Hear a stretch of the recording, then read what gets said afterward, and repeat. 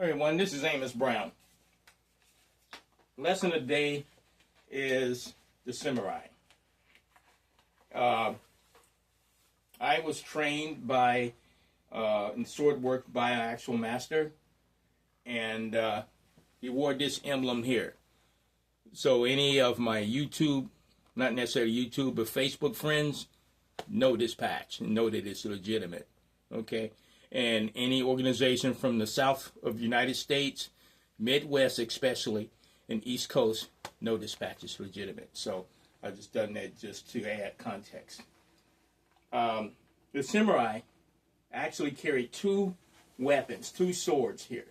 Okay, this was the katana. The katana sword. You may have seen it on a previous video that I had. This is a katana sword. I bought this from Japan. I got this from Japan. And this is a tanto. This is a smaller version. If I can get it out here. It's kind of difficult to do it with one hand, but I'm going to leave it there. And this is the tanto, the smaller version here. Don't want to cut myself. Now, during the samurai, they were actually warring against each other when they came into power. I believe between the 11th century to in the 1880s, okay, was the reign of the samurai. And one of the most powerful of the samurais was Oda Nobunaga, okay, one of the most powerful ones. And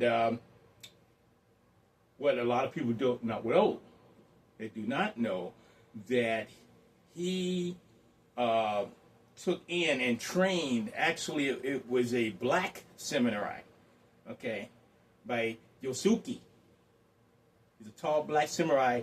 He came from the Portuguese missionary, okay, and he fought alongside Nobunaga. Now, when Nobunaga was betrayed, and they captured Yakusuke, they didn't execute him, but they sent him back to the monastery. So a little bit after that, it's kind of not known about him, but these were the weapons that these warriors carried. Here, and I'm going to put this down so I can get here so I won't cut myself. Okay, this is the tanto. Very sharp. And this here, when you're carrying these weapons here, this let people know that you are a samurai. Okay, back in that time. And like I said, I'm glad that I've learned this art. I'm not a master at it, but I try to be as proficient as possible. And just off the record, I did a DNA test, and I have Japanese ancestry on my dad's side, which not quite, I can understand that after looking at my relatives. But just to add to the context there. But these were the weapons that the samurai carried. And that samurai actually was invaded by the Mongols. They actually had 3 wars with the Mongols. And actually destroyed the Mongols in a sea battle during a hurricane, fighting out in the middle of a hurricane, and they wiped the Mongols out. Actually, it was the hurricane that helped contribute to that. But fought 3 wars with the Mongols. So the samurai is a very disciplined. It's just like a regular army, but they just couldn't get along with each other. Everybody was fighting for power, and that's what happens. When you fight for power, destruction usually follows.